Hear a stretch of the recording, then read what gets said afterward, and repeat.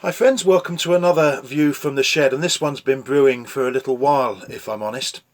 Many of you know that I love social media, and in our current situation I genuinely believe it's proving to be a gift from God.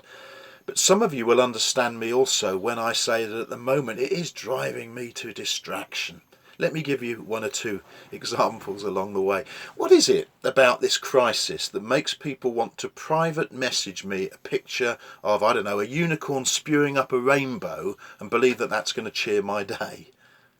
Or why is it suddenly okay to mindlessly repost discredited information about COVID-19 or anything else without checking it out simply because someone we've probably never met posted it before us? The constant recycling of links and pictures, most of which have been around for many years and have already been reposted 15 dozen times in the last 24 hours. Then there are the people who make weak jokes when I don't feel like laughing. And there are the other doom-monger people whose every post makes Fraser from Dad's Army feel like a stand-up comic. Now, I'm sure I've done it to others as well. But I've come to the place where I realise that no one can win anymore. The rules have changed. We don't know what we're allowed to do. What is it acceptable to say? What's it not acceptable to say? The rules about when you can joke and when you can't joke. The rules about when it's okay to be critical of decision makers and hold them to account for their broken promises and their glaring errors, and when we should be blindly supportive of them because we're in a world crisis and nobody could be expected to get it all right all the time. We don't know what the rules are anymore, and so we keep on messing up. In times of social isolation and enforced physical solitude, we instinctively feel that we should be embracing every opportunity to reconnect, and social media is, of course, a key part in that. But actually, sometimes the very compulsion to keep on top of everything, to read and respond to every status update as it arrives, can add a sense of social pressure that threatens our well-being. Sometimes social media pressure just brings a tsunami of conflicting views that go on to create a battlefield in our minds. Sometimes we can become overwhelmed by the self-proclaimed experts in the field who hadn't even heard of the field a few months ago, but who now speak and present their views as if they've been studying virology or whatever the word is for decades. And sometimes, you see, the very medium that should keep us connected to one another can actually begin to play with our own good mental health. We're now 4.5, 5 weeks into total lockdown here in the UK, and for some it's been much longer than that.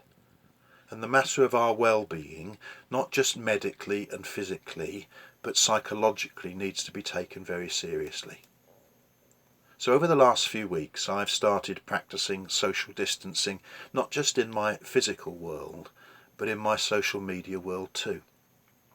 As a pastor, I know you're going to expect me to talk about the Bible, and I will get round to that in all probability. But for now, as an expression of pastoral care, let me just make sure you've discovered a little trick on Facebook. If you look at any Facebook post, in the top right-hand corner there are 3 dots. If you click on those, you're given all kinds of options, and one of them is this: snooze the poster of the post, their name is there, for 30 days.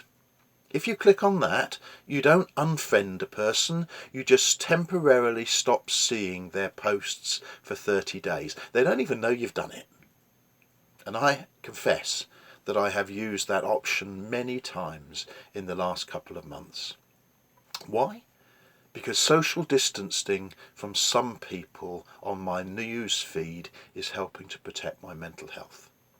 Opting out of some groups is lifting my spirits, especially some Methodist groups, if I'm sad to say.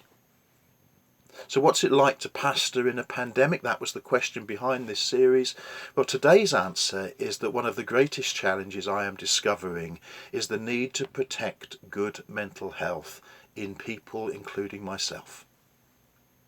The longer this goes on, the worse the situation appears to be, the harder good mental health will be to sustain, and the more important it will be for you and me and everybody else to manage it properly.